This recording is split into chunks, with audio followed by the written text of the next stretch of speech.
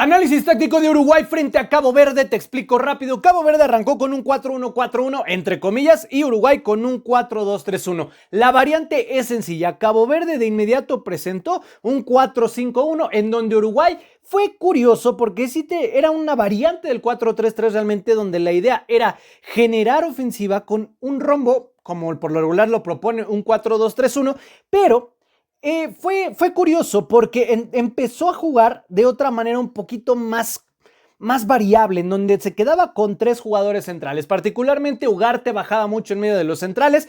De repente, de igual manera, teníamos un 3-4-3 o había lapsos en donde era un 3-2-5 para generar juego. ¿Por qué? Porque estos dos bloques defensivos de Cabo Verde fueron bastante intensos. Hay que destacar lo de tanto Max Araujo, de igual manera, en el tema con Canovio también llegaban a profundizar muy bien, pero siempre se encontraban hasta con una triple marca, porque era el central, era el lateral, era el contención y era de igual manera el extremo carrilero, y casi siempre tenían o que mandar centros y justo estaba sobrepoblado. Viñas se hacía los recorridos a primer poste casi siempre, pero quedaba muy aislado en este hueco y entonces Cabo Verde encontraba salida muy fácil.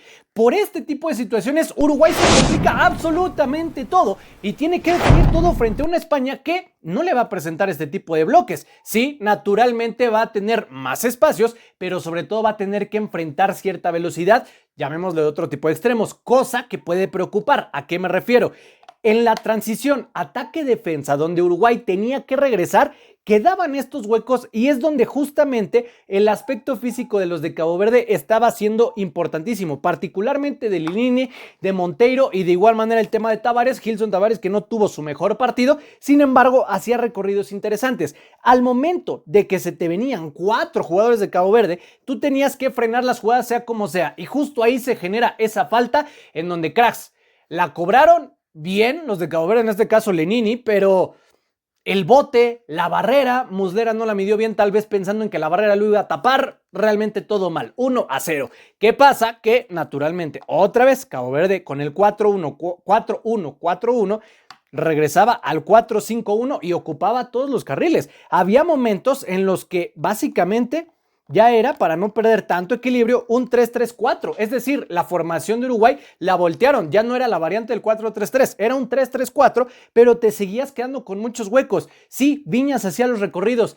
Cayeron los goles por medio de rebote, en donde el primero sí, Bociña sale del esquema y justamente el extremo va a cerrar lo que no estuvo haciendo en el primer tiempo. Viñas iba a primer poste, en este caso como fue un centro, aquí quedó muy bien aislado Maxi, la terminó empujando 1-1. Con esto más o menos se tranquilizaba todo. El problema es que en el segundo tiempo no se hicieron tantos ajustes como se deberían y naturalmente ese 4-3-3 o 4-2-3-1 que hacía la variante Uruguay de 2 contenciones, un interior, un contención y 2 interiores, les costó muchísimo porque otra vez en la segunda mitad la velocidad de ellos presionaba tanto que provocaron justamente el error del segundo gol. Para esto Uruguay sí, ya se había ido con el otro gol, ya estaba 2-2 perfecto, sí, el 2-1 mejor dicho, pero ese gol del empate en donde Cabo Verde, lo de Oliveira, comprometes un pase espantoso frontal, no le das ventaja a tu portero ni siquiera a un costado de la portería y te viene persiguiendo un jugador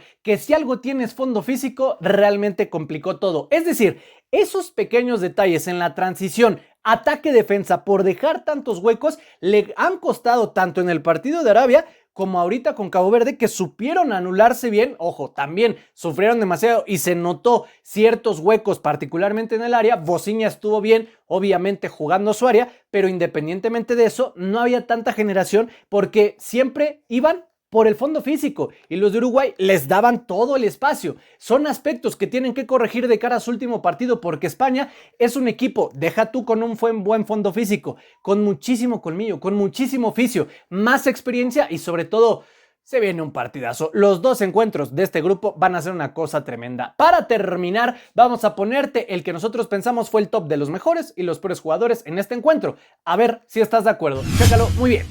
Ojo, porque aquí en lo mejor ponemos a Maxi Araujo, a López Cabral y a Monteiro, 2 de Cabo Verde, 1 de Uruguay. En lo peor ponemos a Manuel Ugarte, Matías Oliveira y Gilson Tavares, 1 de Cabo Verde, 2 de Uruguay.